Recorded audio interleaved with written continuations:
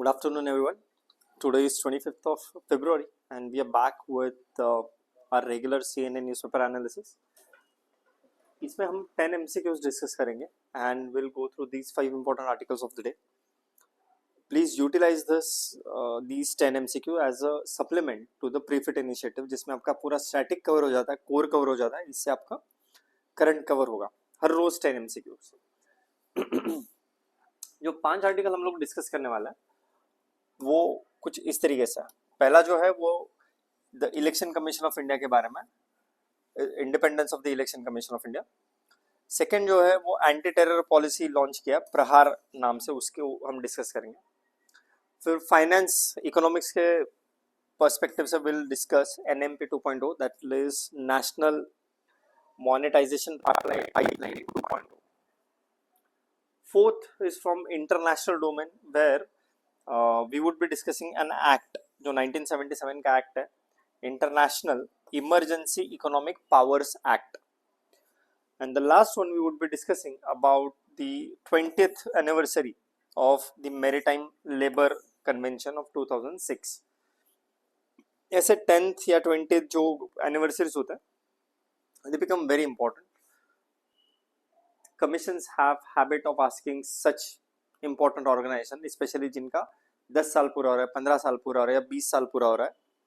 So let's get started. But before that just reminder कि जो working professional है उनके लिए जो बेस्ट बैच है फाउंडेशन बैच, वो जनवरी का स्टार्ट हो गया, फरवरी का अब स्टार्ट हो जाएगा.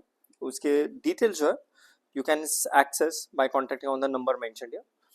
ये 15,000 MCQ टेस्ट सीरीज है जो प्रीफिट इनिशिएटिव है. It has 2 components, free and paid. Free वाला जो है जिसमें 3000 plus MCQs regularly daily basis पर यूट्यूब लाइव पर डिस्कस किए जाते हैं. वेराज जो पेड कोर्स है उसमें 12,000 MCQs 120 टेस्ट फॉर्मेट में, easy, moderate and difficult level.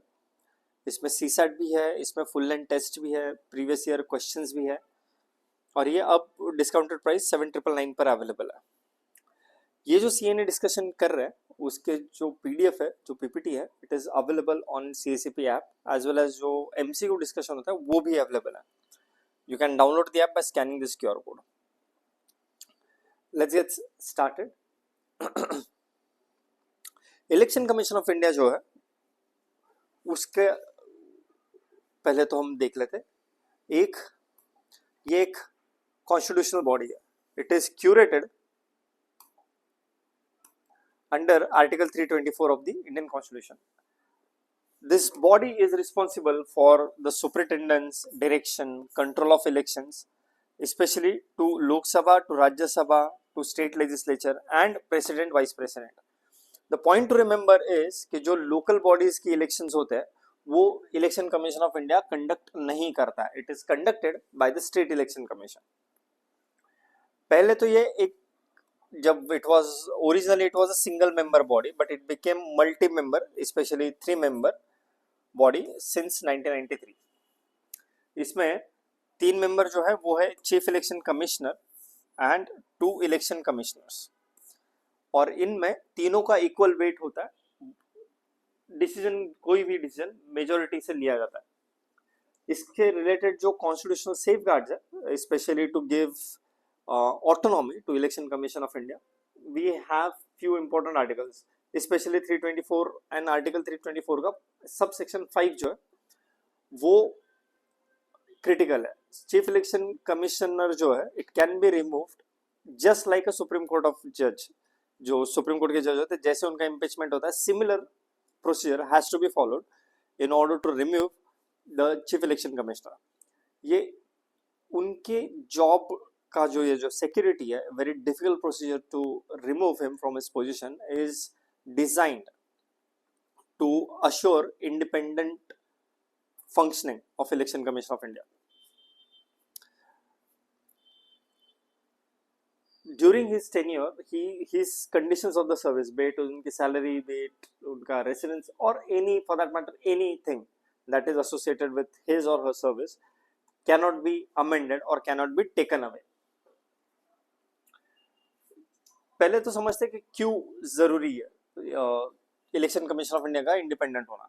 First free and fair election conduct करना है, और ये बेसिक स्ट्रक्चर डॉक्ट्रिन का एक इंपॉर्टेंट एस्पेक्ट है to provide level playing field. फिर जो स्टेट मशीनरी है उसका मिसयूज को रोकना, जो इलेक्टरल रोल इंटीग्रिटी उसको मेंटेन करना। आप SIR जो आप कई दिनों से सुन रहे हो, it is part of maintaining electoral roll integrity. कोई टारगेटेड डिलीशन है उनको रोकना, अलग अलग पार्टीज के डिस्प्यूट्स को रिजॉल्व करना, सिंबल अलोकेट करना, एंड सर्टन कैपेसिटी में इलेक्शन कमीशन जो है वो एज अ जुडिशियरी भी काम कर रहा है, क्वासी जुडिशियल अथॉरिटी भी उनके पास है। अलग अलग इलेक्शन के जो मॉडल कोड ऑफ कंडक्ट होते हैं उनको भी इन्फोर्स करना, उनके ऊपर ध्यान रखना। कुछ इंपॉर्टेंट जजमेंट है वो हम देख लेते हैं। इसमें सबसे क्रिटिकल जो है वो इंदिरा गांधी वर्सेस राज नरेन 1975 का जजमेंट, जिसमें ये बताया गया था कि फ्री एंड फेयर इलेक्शन जो है it is a part of basic structure doctrine. जो TN session versus union of India 1995 का जो केस है, it upheld, the Supreme Court upheld the multi-member structure of this body.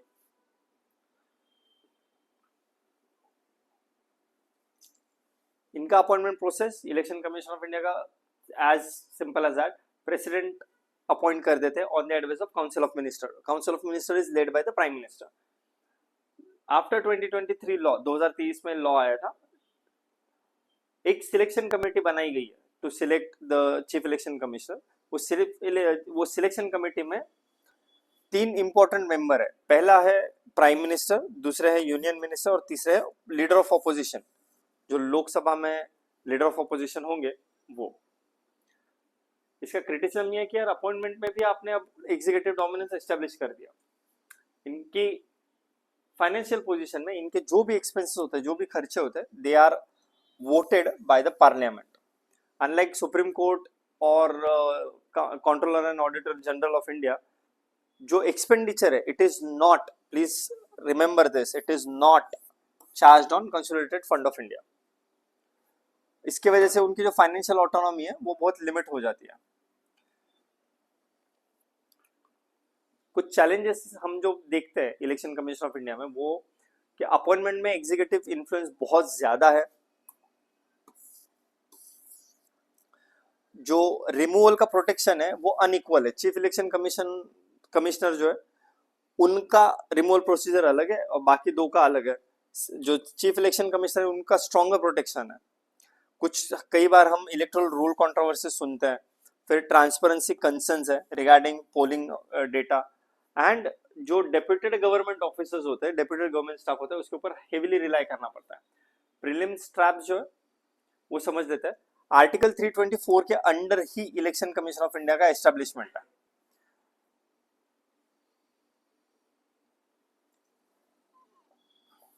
Please attempt this MCQ with reference to the Election Commission of India. Consider the following statements. CEC can be removed in the same manner as the judge of the Supreme Court. Yes. The expenses of the Election Commission are charged on the Consolidated Fund of India. No. इनके consolidated fund of India पे नहीं होते, उनके funds को parliament vote करता है। And third, article 324 vests plenary powers of conducting elections in the election commission. Correct. Question number 2. Which of the following judgments declared free and fair election as a part of basic structure? Answer is Raj Naren judgment. Indira Gandhi versus Raj Naren जो है, that was the judgment which emphasized that free and fair election is a part of basic structure doctrine. Second article, it is regarding Prahar anti-terror policy. India has released its first ever comprehensive national counter-terror doctrine. ये एक doctrine है और उसका नाम दिया है प्रहार. It marks a shift. It has marked shift towards the intelligence-driven, intelligence-led, protective counter-terrorism, defensive counter-terrorism.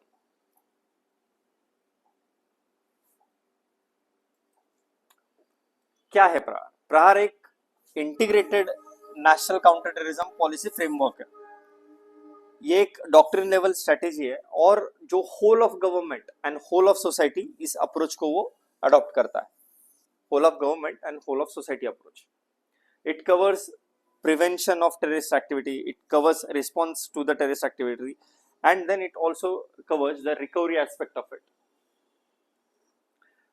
किसी भी तरीके का जो टेररिज्म है उसको प्रिवेंट करना और उसको न्यूट्रलाइज करना, ये इसका ऑब्जेक्टिव है। कोई भी मतलब फाइनेंसिंग हो, रिक्रूटमेंट हो, रेडिकलाइजेशन हो, लॉजिस्टिक्स हो, साइबर नेटवर्क हो, हर चीज को डिस्टर्ब करना, किसी भी तरीके से टेररिज्म को एग्जिस्ट करने से रोक लेना। इसमें कुछ 7 पिलर्स दिए गए जिसमें प्रिवेंशन है, रिस्पॉन्स है, एग्रीगेशन ऑफ कैपेसिटी है, ह्यूमन राइट्स बेस्ड अप्रोच है, फिर अलाइनिंग इंटरनेशनल कोऑपरेशन है, और फिर अगेन रिकवरी। इसके कुछ की फीचर्स है, डार्क वेब भी आता है, क्रिप्टो फाइनेंसिंग भी इसका पार्ट है, या टेक्नोलॉजी फोकस होगा, या pre-emptive disruption instead of reactive policing, ये सब इसका पार्ट होगा। ये कुछ की फीचर्स है, ये जनरल पॉलिसी में जो होते हैं वो सारी है, जिसमें एजुकेशन है, कम्युनिटी एंगेजमेंट है, या डी रेडिकलाइजेशन प्रोग्राम है, या लीगल ओवरसाइट है, या complying with rule of law, not avoiding any sort of rule of law. कुछ इंस्टीट्यूशनल लिंकेजेस देख लेते हैं। ये जो प्रहार एंटी टेरर पॉलिसी, ये कोई नया लॉ नहीं है, it is a policy, it is a framework, it will work alongside existing laws. जो existing laws like unlawful UAPA act, फिर एनआईए एक्ट, या multi agency centre for intelligence sharing, and it will also have national security council secretariat. The very significance of this particular Prahar anti-terror policy is that it is a first doctrinal consolidation of India's counter-terror framework. It addresses hybrid threats, it terror plus cyber दोनों को ये देख लेता है, organise crime को भी ये देखता है, और जो ग्लोबल क्रेडिबिलिटी है काउंटर टेररिस्ट ऑपरेशंस में उसको भी ये एनहांस करता है। प्रीलिम्स में आपको ट्रैप करने की जगह ये लॉ और डॉक्ट्रिन में, मतलब ये जो प्रहार है ये पॉलिसी डॉक्ट्रिन है, ये कोई लॉ नहीं है। और यूएपीए जो है वो अभी भी प्राइमरी एंटी टेरर लॉ है।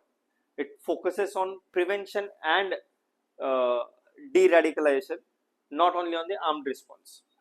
और इसमें ह्यूमन राइट्स के भी सेफगार्ड्स लिए गए। एमसीक्यू सॉल्व करता है।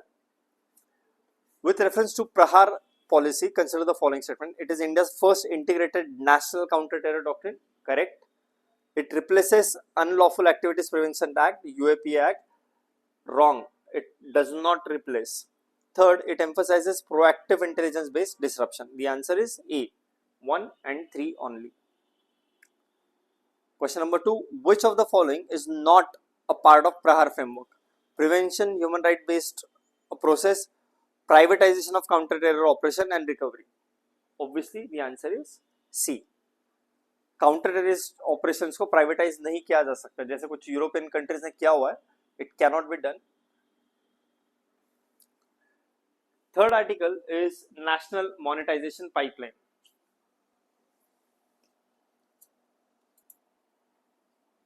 नेशनल मॉनेटाइजेशन पाइपलाइन एक इंस्ट्रूमेंट है जिसके थ्रू गवर्नमेंट जो है वो अपने एसेट्स को मोनेटाइज करता है। गवर्नमेंट हैज डिफरेंट से एसेट्स लाइक लैंड, कुछ इन्वेस्टमेंट होती है, पीएसयूज होते हैं, उनको वो कई बार वहां से पैसों का मोनेटाइजेशन किया जाता है। अपने एसेट्स को लिक्विडिटी में कन्वर्ट करके गवर्नमेंट अपने इंफ्रास्ट्रक्चर को फाइनेंस करने के लिए यूज करता है। तो यूनियन फाइनेंस मिनिस्टर जो है निर्मला सीतारमण मैम, उन्होंने एनएमपी 2.0 को लॉन्च किया जो 2026 से 2030 का टाइमलाइन कवर करेगा। It is the second phase of India's national asset monetisation road map. It will be focusing on monetisation of operational brownfield public assets. जो एग्जिस्टिंग इंफ्रास्ट्रक्चर है वहां से उनको पैसे उठाना है। ब्राउनफील्ड पब्लिक एसेट्स मतलब जो ऑलरेडी एग्जिस्टिंग है वहां से निकालना। ग्रीनफील्ड मतलब नए बनाना। Brownfield is which are already in existence. It is developed by the Niti Aayog, but it will be implemented by the Minister of Finance, and it will be monitored by the group of secretaries on asset monetization. Total जो इससे expected potential है कि कितना पैसा monetise हो सकता है asset से, that is approximately 17 lakh crore rupees. और इसमें एक प्राइवेट इन्वेस्टमेंट का भी एक कंपोनेंट है which is around 5.8 lakh crore rupees, और इसको 2026 से 30 के बीच में यूज किया जाएगा. तो नेशनल मोनेटाइजेशन पाइपलाइन और प्राइवेटाइजेशन सेम नहीं है, दोनों में डिफरेंस है. नेशनल मोनेटाइजेशन पाइपलाइन का मतलब होता है कि जो रेवेन्यू जनरेटिंग राइट्स है उनको मोनेटाइज करना कुछ समय के लिए. जो ओनरशिप होती है वो गवर्नमेंट के पास ही रहती है. In fact on the other hand in privatisation जो ओनरशिप है it is transferred permanently to the private entity. इसका सिग्निफिकेंस क्या है? एक, जो गवर्नमेंट ऑफ इंडिया के जो एसेट्स है उसका रिसाइकलिंग को ये प्रमोट करता है. It helps to look at the converting existing asset into liquidity and avoiding any sort of liabilities. Physical burden को ये रिड्यूस कर देता है. जो कैपिटल एक्सपेंडिचर करने की जो स्टेट की कैपेसिटी होती है, इन्वेस्टमेंट करने की कैपेसिटी, उसको ये बढ़ा देता है.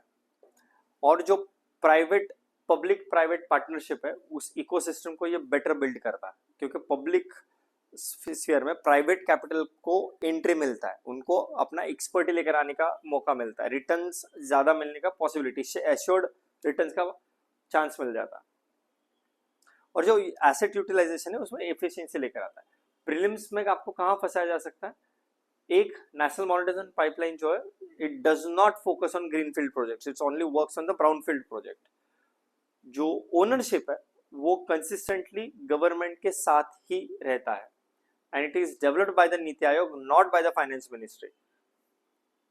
It is not same as national infrastructure pipeline. ये दोनों अलग अलग है. First MCQ, with reference to the national monetization pipeline 2.0, consider the following statements. It focuses primarily on greenfield infrastructure creation. The answer, first statement is wrong because it focuses on brownfield. The ownership of asset is permanently transferred to the private players. Again, this is wrong.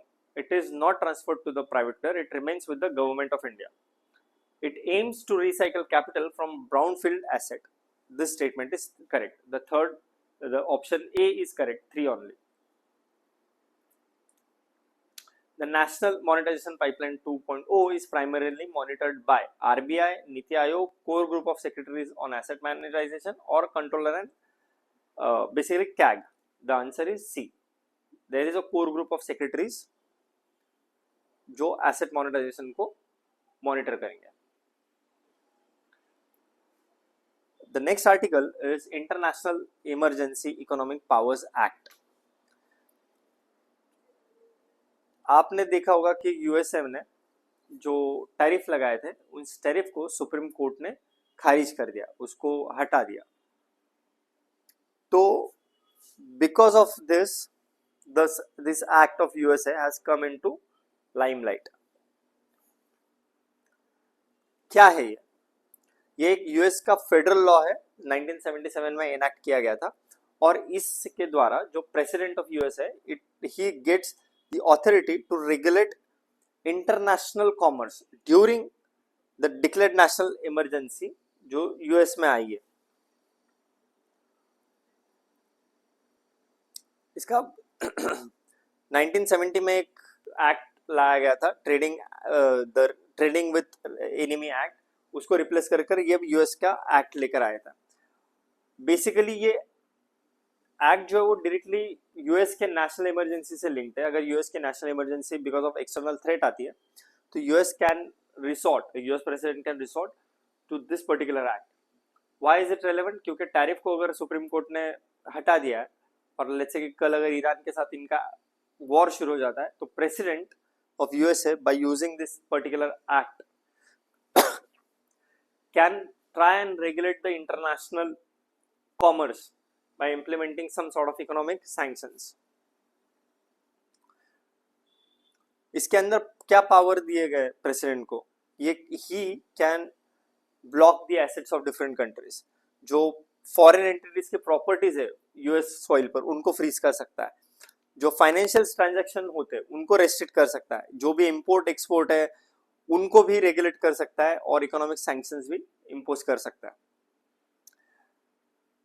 इसके limitation ये है कि it does not explicitly grant him the long term tariff authority, जब तक emergency है तब तक चलता है। और इसमें भी जो कांग्रेस है, सीनेट और कांग्रेस जो यूएस की है, तो वो Congress retains the primary power over trade and taxation under US constitution.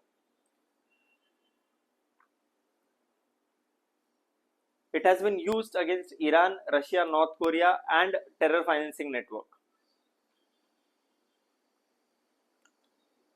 Prelims possible trap क्या हो सकता है कि ये जो एक्ट है ये 1977 में आया हुआ है, उसके पहले नहीं आया हुआ, ये they can play with the date.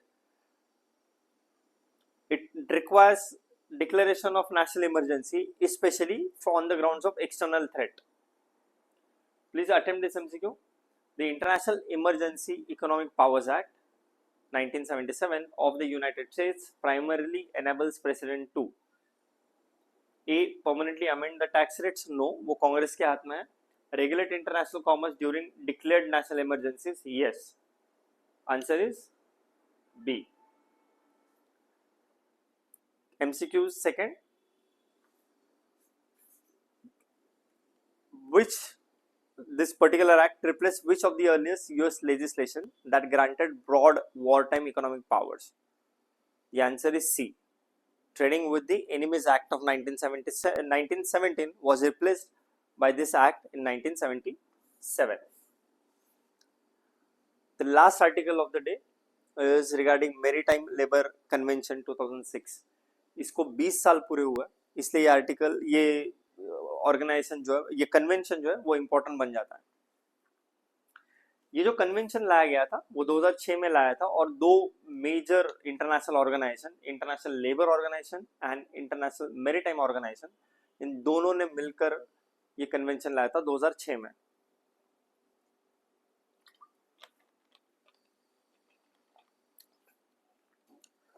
जो ग्लोबल सी फेयरर्स है, जो भी समुद्र में काम करते हैं, किसी भी तरीके से इन्वॉल्व है ओशनिक रूट्स पर, उनके वेलफेयर का ये बेंचमार्क फ्रेमवर्क माना जाता है।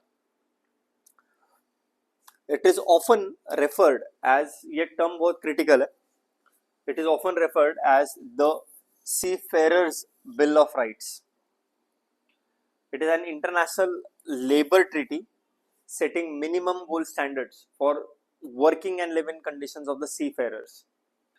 2006 में अडॉप्ट किया गया था at Geneva by ILO conference, और 2013 में लगभग 7 साल के बाद it came into the force.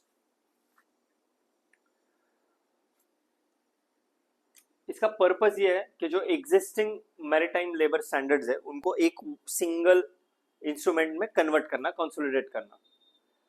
जो वर्किंग एंड लिविंग कंडीशंस होती है सी फेयरर्स की पूरी दुनिया में, वर्ल्ड वाइड, उनको एक स्टैंडर्ड देना, एक decent state of standard provide करना। और जो भी सब स्टैंडर्ड शिप्स है, जो चीप शिप्स है, जो सस्ता लेबर है, उनसे जो अनफेयर कंपटीशन आता है उसको प्रिवेंट करना। फिर जो एरिया इन्होंने कवर किया जिसमें मिनिमम रिक्वायरमेंट्स है, जैसे मिनिमम एज क्या होगा, मेडिकल सर्टिफिकेशन क्या होना चाहिए, ट्रेनिंग एंड क्वालिफिकेशन क्या होना चाहिए, रेन्यूमरेशन बेसिकली कितना होना चाहिए, कितना टाइम वो काम करे, रेस्ट कितना मिले, पेड लीव्स कितना होना चाहिए, एक्सेट्रा एक्सेट्रा, ये सारा ये कवर करता है।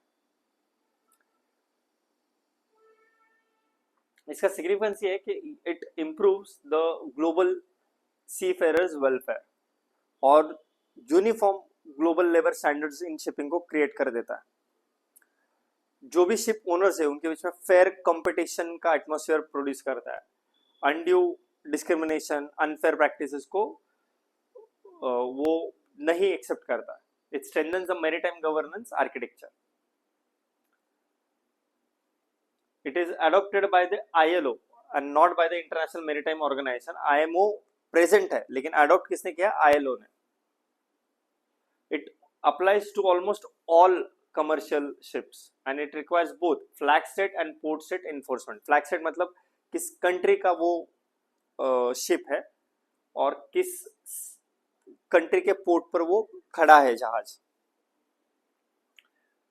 First MCQ, the MLO, Maritime Labour Convention 2006, was adopted under the aegis of International Maritime Organization, World Trade Organization, International Labour Organization, or UN Conference on Trade and Development, UNCTD. The answer is C, International Labour Organization. And the last question is, which of the following are covered under the MLO Convention 2006? Minimum age for seafarers, yes. On-board accommodation standards, yes. And ship structural safety standards, yes. All of these are covered. These are APSC Smart Books now available in ASME-Script. Okay, let me just go back to the last question. मैंने शायद एक बात बोली, ship structural safety. No, ship structural safety standard इसमें cover नहीं होते. ये ship के बारे में नहीं है, seafarers के बारे में. तो answer will be 1 and 2 only. Thank you so much for joining in and see you tomorrow. कल प्रीफिट में ज्योग्राफी होगा, मॉडरेट का वीक 3 स्टार्ट हो जाएगा. Thank you so much.